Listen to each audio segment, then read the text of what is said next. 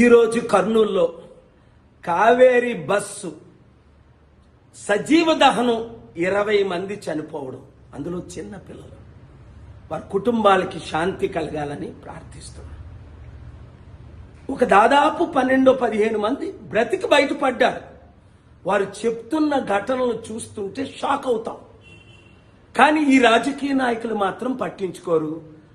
RTO road transport officers పట్టించుకోరు, break inspectors పట్టించుకోరు.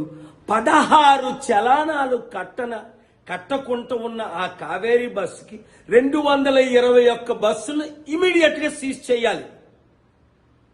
ఆ ఓనర్ ఎక్కడున్నాడో వినోద్ కుమార్ ని ఇమీడియట్ గా అరెస్ట్ చేయాలి.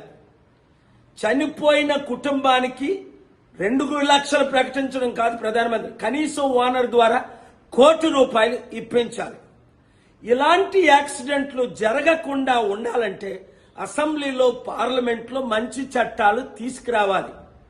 ఎయిర్ ఇండియా యాక్సిడెంట్ అయినప్పుడు అహ్మదాబాద్ లో 261 మంది చనిపోతే, అరే బాబు ఎయిర్ ఇండియన్ మినిస్టర్ రాజీనామా చేయాలంటూ ఒక్కడ పట్టించుకోలేదు సరికదా, అవార్డులు ఇస్తున్నారు వీళ్ళకి.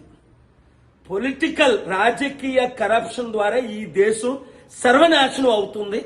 మనిషికి విలువ లేకుండా పోతుంది. ప్రశ్నించిన వాళ్ళని నోరు మూయించడానికి ప్రయత్నిస్తున్నారు. ఈ బస్సు ఓనర్స్ రాజకీయ నాయకులకి, ఆఫీసర్స్ కి ఇచ్చినంత డబ్బు ఇచ్చి తప్పించుకుంటున్నారు.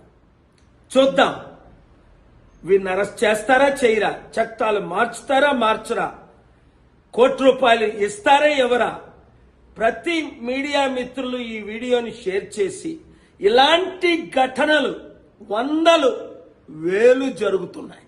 మనిషికి విలువ లేదు. అదే విదేశాల్లో, ముఖ్యంగా అమెరికా, వెస్టర్న్ కంట్రీస్ లో ఒక కాఫీ హాట్ గా ఉంది కాలిపోయారంటే ₹25 కోట్ల ఇచ్చారు. మనకి 2 లక్షలు ప్రకటిస్తారు, తర్వాత మర్చిపోతారు. కుటుంబాలు పట్టించుకోరు. రోడ్ల మీద అన్ని రకాల ప్రజలకి, అంటే మనకి, మన బ్రతుకులకి విలువ లేదు. వాళ్ళకుంది. చూసారా, కరోనా వచ్చినప్పుడు కోట్ల మంది చనిపోతే ఎవరైనా పట్టించుకున్నారా? వాళ్ళకి కాంపెన్సేషన్ ఇచ్చారా? ఇప్పించారా ఎవరితోనైనా? అంతే. మార్పు రావాలి.